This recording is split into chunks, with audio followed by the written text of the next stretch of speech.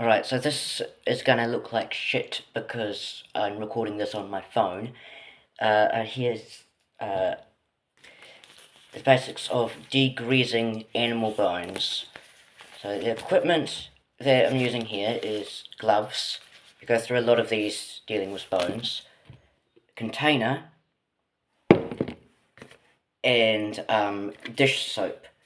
Any dish soap is like the cheapest really. It's really good for removing grease and stuff, which is often on frying pans, but really good for removing proteins in general, especially on bones, which are just covered in them. So, unless you want to go through a lot of gloves, you've got to make sure that you deal with all of the stuff that doesn't involve touching the dead things first. Almost running out of soap, so going to use a fairly high proportion here.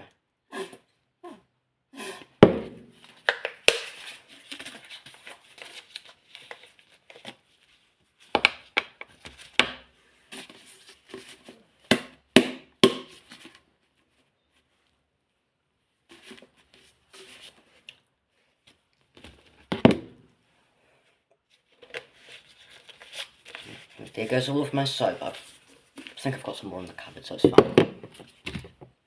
So it doesn't really matter if you use warm or cold water, but I usually put warmer water in there first because it dissolves it mixes the soap into it better.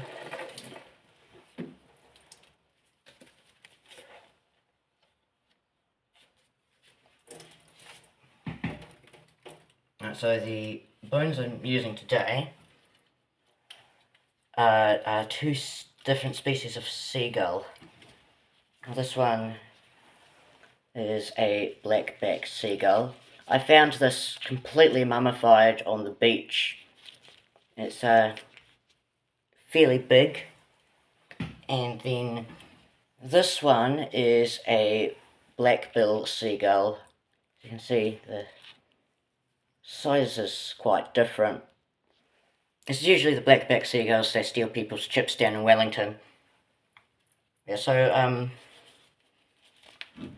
describe the process that I've done first. So what I did was I put these in a container, and I just so it's a sealed container, and I just left that outside. Works best in a warm spot.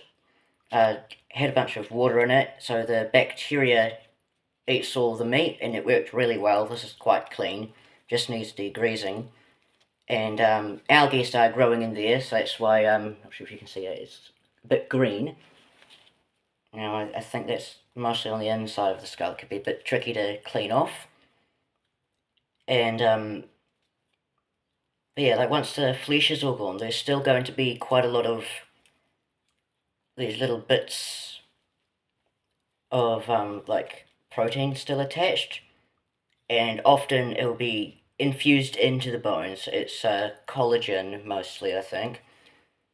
Yeah, bones also have like this, it's barely visible, but it's like this almost coating stuff. And you want to get rid of all of that because the bone can start to rot. And I've had this happen to some duck bones before, and the bones started to almost shrivel. It was weird and gross, and they turned a dark, waxy yellow, and they feel waxy too. It's a bit disgusting, so you don't want that to happen. Now, degreasing mammal bones is a lot easier. Just hydrogen peroxide is ideal for this. I just don't have any at the moment, and so I'm using dish soap, which is the next best thing. And for mammal bones, a few months ago, I did this with the bones of a sheep's front leg, which I also found on the beach. Just an entire sheep leg. Found some weird stuff on the beaches. And yeah, I just used like really diluted bleach, just regular bleach. Now, preferably you want to avoid standard bleach because it can damage the bones and in some cases disintegrate them. But the sheep bones are quite big, especially compared to a bird's bones, which are very fragile, and so it can handle that. Just make sure to dilute it quite a lot. And but yeah, like for bird bones, larger ones, I just use hydrogen peroxide, and for like skulls, especially because it's got lots of tiny little bits in there, and the smaller, more fragile bones, which sometimes can be all of the bones in smaller birds, just use a very tiny amount of hydrogen peroxide and leave it to soak for about a week. And yeah, that works pretty well, but you can just use dish soap as a substitute. So yeah, I'll leave these in here until it starts to have like, usually looks like little fleshy bits, like and that's like protein that's coming off. You get a lot of this during the decomposition process, but with degreasing, it happens a little bit, but nowhere near as much. Now, there's certain things that you don't want to use for this. Vinegar is not going to work because the acid in vinegar has a tendency to break down calcium, especially in high strength vinegar. So very useful if you want to get rid of the calcium and it just leaves behind collagen. It sort of ends up bendy, and with longer bones you can sometimes actually tie it into a knot. I haven't done this myself, but I've seen plenty of pictures of it, and it's really weird and not always what you want to do. So yes, don't put bleach near, like, on bones, and definitely don't soak it. It's not very nice. But yeah,